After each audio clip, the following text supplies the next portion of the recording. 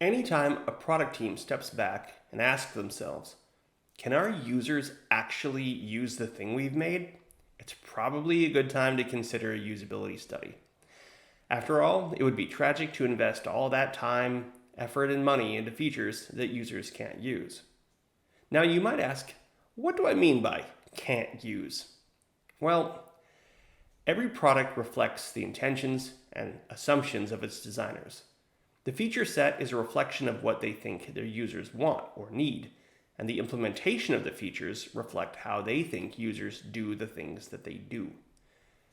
But if you put the product in front of authentic users and they don't understand what to do with it or how it works, I'd say they can't use it. Now, this might be the whole product or just parts.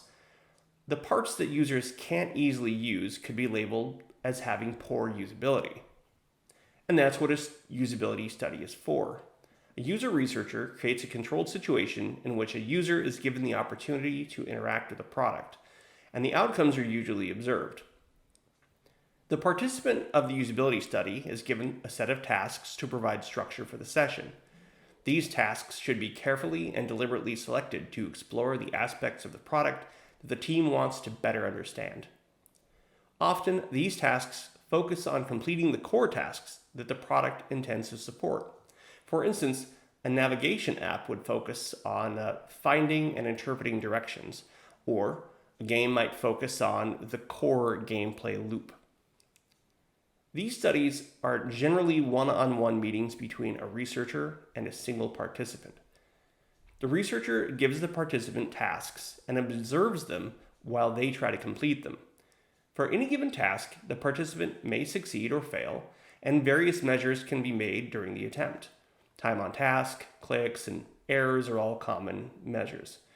Now, it's also common to ask the participant to think aloud while they're going about their tasks to help the researcher interpret what they're observing.